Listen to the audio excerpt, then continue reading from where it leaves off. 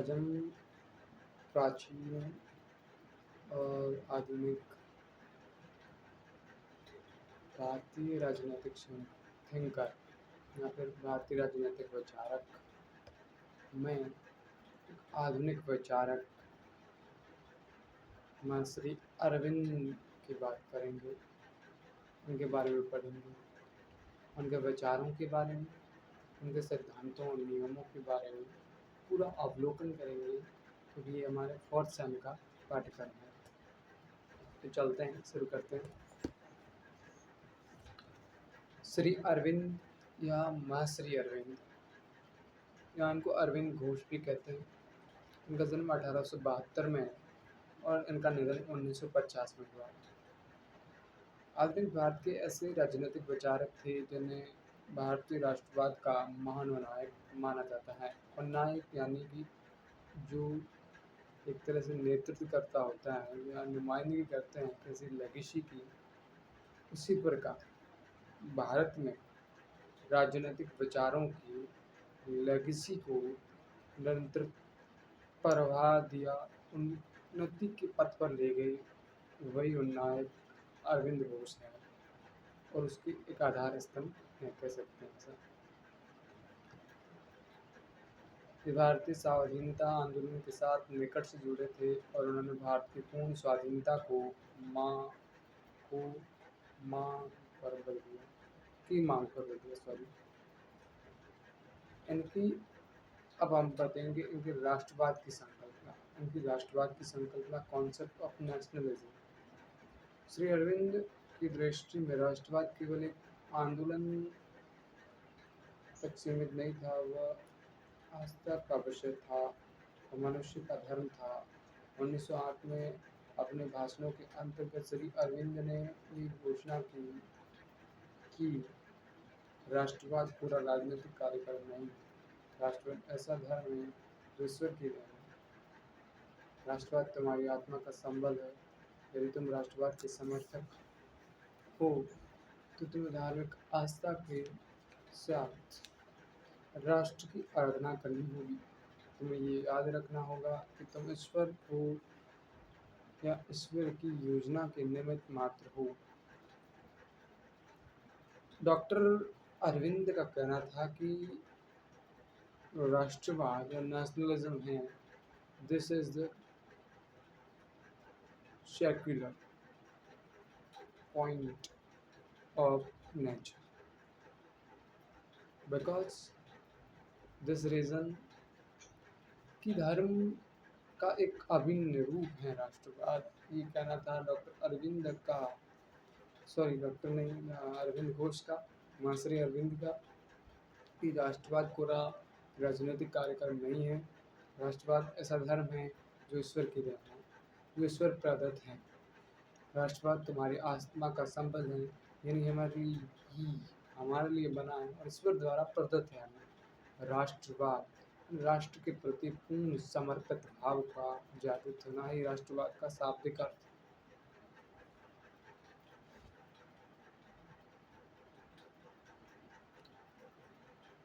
Doctor कर्ण सिंह के शब्दों में श्री अरविंद ने यह मान्यता रखी कि भारत केवल भौगोलिक सत्ता नहीं, वह केवल भौतिक भूभाग नहीं, केवल बौद्धिक संकल्पना भी नहीं, भारत माता स्वयं साक्षात भगवती है, जो शताब्दियों से जुड़े प्यार दुलार से अपनी संतान का पालन पोषण करती है, परंतु आज वह स्वदेशी शासन से पराक्रांत होकर करा रही है।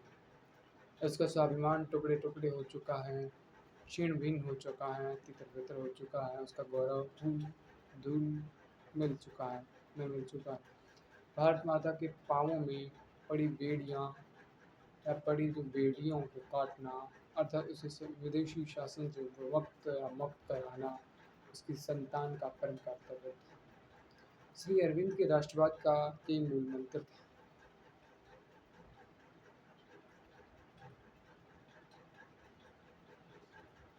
डॉक्टर कर्ण जो एक राजनीतिज्ञ हैं या फिर एक पॉलिटिकल थॉट एनालिसिस करने वाले विद्वान हैं, उन्होंने डॉक्टर अरविंद की मान्यता रखी कि भारत एक कोई भौगोलिक संपदा नहीं, भारत कोई भौगोलिक भूभाग नहीं, भारत की कोई भौतिक संकल्पना एकमात्र नहीं है। भारत एक ऐसी विस्तृत संस्कृति, क्षेत्र और विस्तृत रूप से एक ऐसी मूल भावना है जिसमें माँ साक्षात भारत माता जो भगवती का रूप है और उसकी संतान भारत की प्रजा का ये परम कर्तव्य है कि वो विदेशी शासन और सत्तारूढ़ विदेशी आक्रांताओं को विमुक्त करे, भारत की धरती को, भारत की भगवती को, और उनके साथ उसकी सेवा में लगे रहे, उसके उत्थान में लगे रहे। यही धर्म है और यही मूल कर्तव्य है भारतीय जनता का अपनी संतान होने के नाते अपनी माँ भगवती से। ये कहना था डॉक्टर सॉरी अरविंद मैं श्री अरविंद घोष का।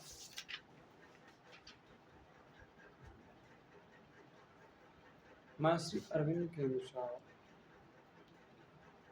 स्वराज सेल्फ गवर्नमेंट की मांग राष्ट्रवाद का स्वाभाविक है। Part of nationalism sorry part of self government this nationalism.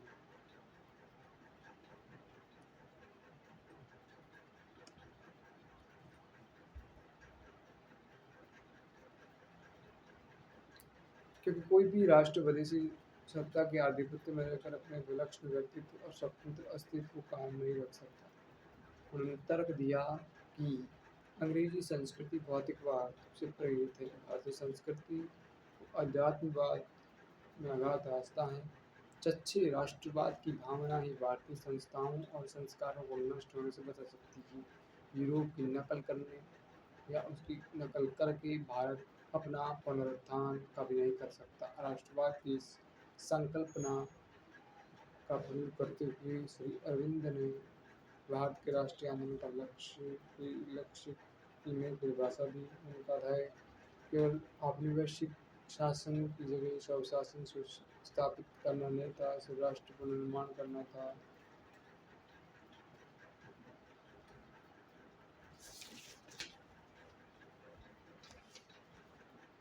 राजनीतिक कार्यक्रम इसका एक हिस्सा था। इसका अंतिम लक्ष्य आध्यात्मिकता का साक्षात्कार था, क्योंकि वही भारत को फिर से एक महान और स्वतंत्र राष्ट्र के रूप में प्रतिष्ठित कर सकता था। श्री अरविंद को दृढ़ विश्वास था कि भारत अपनी आध्यात्मिक चेतना के बल पर संपूर्ण मानवता को मुक्ति का मार्ग दिखा सकता है। उसका कर्तव्य। डॉक्टर अरविंद का मानना था कि स्वराज राष्ट्रवाद का अंग है और स्वराज प्राप्त करना ये नहीं कि हम आधुनिक हो जाएं, अपनी संस्कृति के पथ से विमुक्त हो जाएं, अपनी संस्कृति के जो पथ है उसी के पथिक बने रहें हम, न कि पाश्चात्य संस्कृति पश्चिमी जगत की संस्कृति को अपना कर हम विकसित और आधुनिक बन सकते हैं। हमें यदि आधुनिक और विकसित यदि अपनी धरती को इन अंग्रेज़ों से विमुक्त करना है तो अपने ही आध्यात्मिक संस्कृति को या अपनी ही आध्यात्मिक मूल्यों को जीवित करना होगा, पुनर्स्थापित करना होगा। और यदि हमको इनको पुनर्स्थापित करेंगे तो बाकी जो प्रजा जगत है या जो विश्व है उससे हमें सीख मिलेंगी और उसको एक हम नई धारणाएं देंगे कि किस प्रकार जीवन संचालित होता है और किस प्रकार जीवन को अध्यात्म से जोड़कर उसके संतुलन को साधा जा सकता है। ये कहना था डॉक्टर सॉरी अरविंद घोष का। अब आगे हम पढ़ेंगे और फिर विश्लेषण करेंगे।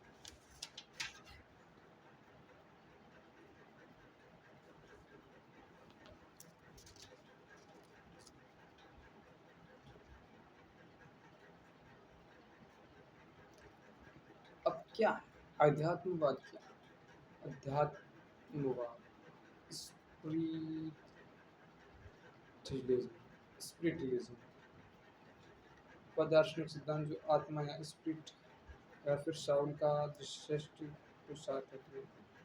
इस सिद्धांत के अनुसार भौतिक जगत का अपना कोई अस्तित्व नहीं है। जब आत्मा अपने को उत्कर्ष या आकर्षण होती है तो उसका इसकी यात्रा विभिन्न अवस्थाएं भौतिक जगत के रूप में दिखाई जाती है। नीति शास्त्र के क्षेत्र में अध्यात्म जो कहते हैं कि नैतिक मूल्य वो आर्थिक लाभ या शारीरिक सुख से ऊंचा स्थान होता है। अध्यात्मवाद का सिद्धांत भौतिकवाद प्रकृति को प्रस्तुत करता है। अब आपको अध्यात्म का तो पता ही होगा क्या है अध्यात्म। अध्यात्म वो नैतिक और राजनीतिक दर्शन का विषय है जिसमें प्रकृति के साथ साथ भू जगत को न मानकर अध्यात्म को माना जाता है और भौतिकवाद के विपरीत ये मत है। इसमें अध्यात्म को ही केंद्र तत्व या सार तत्व माना जाता है और इसी के आसपास इसी के वातावरण में सारी सृष्टि की रचना मानी जाती है। ये इसका मूल विषय है। इसके हम इसको आपको क्लियर हो गया होगा शायद। इससे हम आगे बढ़ते हैं। अब राजनीतिक संघर्ष का तरीका, technique of political struggle. Technique of political struggle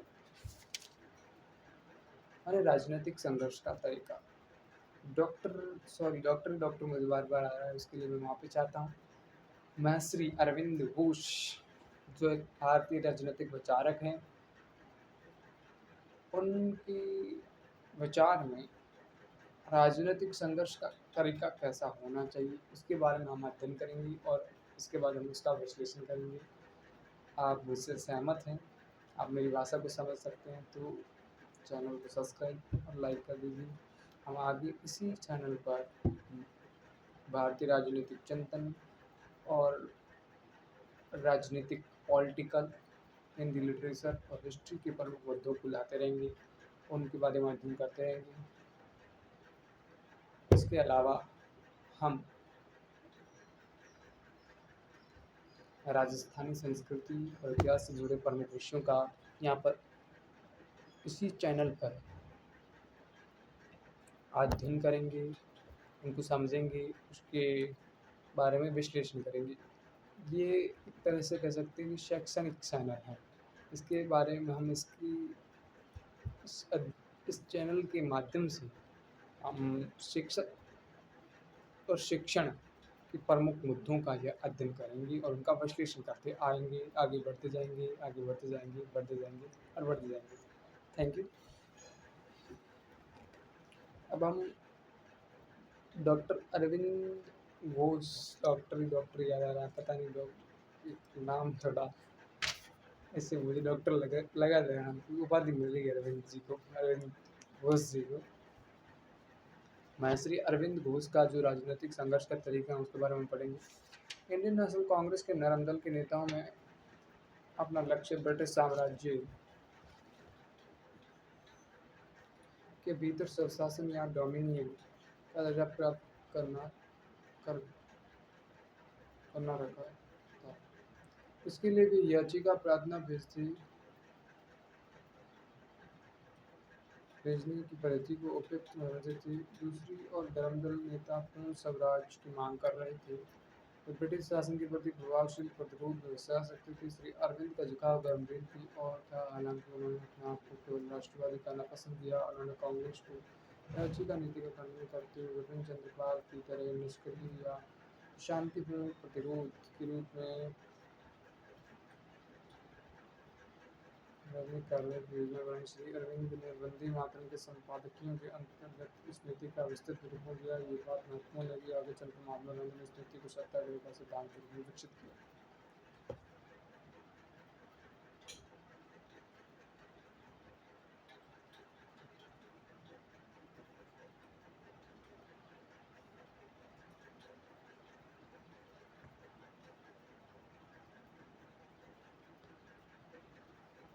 महर्षि अरविंद के अनुसार निष्क्रिय प्रतिरोध का अर्थ ये है कि जो कार्य भारत के ब्रिटिश वाणिज्य व्यापार या ब्रिटिश प्रशासन व्यवसाय को में करने से इनकार करना। ये कार्रवाई स्वदेशी आंदोलन के साथ विकसित हुई थी। स्वदेशी आंदोलन का मूल उद्देश्य विदेशी माल का बहिष्कार और बॉयकॉट करना था ताकि अंग्रेजों की आर्थिक शक्ति को धक्का पहुंचाया जा सके। बाद में इसे शैक्षिक बहिष्कार, न्यायिक बहिष्कार, प्रशासनिक बहिष्कार, सामाजिक बहिष्कार के साथ जोड़कर विस्तृत कार्यक्रम के रूप दे दिया गया और तक इस कार्यक्रम में क्रांति रेवोल्यूशन के तरीकों को भी सम्मिलित कर लिया गया। इस तरह श्री अरविंद ने स्वराज की प्राप्ति के लिए हिंसा, वायलेंस और अहिंसा, नॉन वायलेंस, क्रांतिकारी, रेवोल्यूशनरी, संवैधानिक यानी कॉन्स्टिट्यूशनल दोनों तरह के तरीके अपनाने का समर्थन किया था। जब लक्ष्य सिद्धि का शांतिपूर्ण तरीका विफल हो गया तब प्रार्थना यानी प्रेयर को डिमांड का रूप देकर बल प्रयोग का सहारा लेते त्याग करना चाहिए। तो जब हम बात कर रहे थे यहाँ श्री अरविंद घोष के राजनीतिक संघर्ष के तरीके की, उनके समकालीन नेता दो दलों में या दो धड़ों में विभाजित थे, एक गर्म दल था, एक नरम दल था। हालांकि अरविंद घोष का झुकाव गर्म दल की तरफ था। उन्होंने राजनीतिक संघर्ष का जो महत्वपूर्ण तरीका निकाला या महत्वपूर्ण विधि निकाली, उसको आगे बढ़ाकर महात्मा गांधी ने सत्याग्रह का रूप दिया। बिपिन चंद्र पाल और इनकी एक प्रमुख नीति थी निष्क्रिय या शांतिपूर्ण प्रतिरोध। जैसे महात्मा गांधी ने आगे चलकर 19वीं और 1950 से लेकर 18वीं शताब्दी 19वीं शताब्दी के अंत और 20वीं सदी के मध्यार्थ तक महात्मा गांधी ने सत्याग्रह का रूप देकर आगे बढ़ाया और एक विस्तृत जन समर्थन प्राप्त किया। ये उन्हीं की उस नींव की नीति थी। उनका ये कहना था कि शांतिपूर्ण या निष्क्रिय प्रतिरोध ही हमें एक प्रमुख रूप से विजेता का मोहरा बना सकता है, अन्यथा नहीं। यानी कि बहिष्कार, हर चीज़ का बहिष्कार, विदेशी वस्तु, विदेशी बोली, विदेशी भाषा, विदेशी ज्ञान, विदेश की जो हर चीज़ जो भारत में आधिपत्य चाहती है उसका बहिष्कार करना इनकी मूल नीति का केंद्र था। इनकी मूल जो नीति थी उसका मूल केंद्र था। अब कॉन्क्लूजन को पढ़ेंगे, निष्कर्ष को पढ़ेंगे। निष्कर्ष रूप में माँ श्री अरविंद घोष के क्या विचार थे, उनके क्या आलोचक बिंदु हैं, क्या इनकी प्रभाव बिंदु हैं।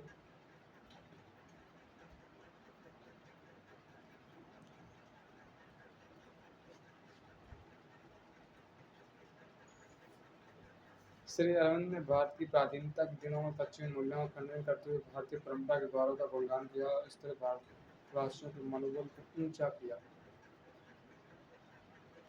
उन्होंने भौतिकवाद की जगह अध्यात्मवाद को और तर्क बुद्धिवाद की जगह धार्मिकता को वरीयता दी। आलोचकों के अनुसार ये दृष्टिकोण भारत के आधुनिकीकरण के अनुकूल नहीं था, परंतु ये नहीं भूलना चाहिए कि माँ श्री अरविंद ने धर्म और अध्यात्म को पूरी भारतीय जनमानस की जागृति से किया।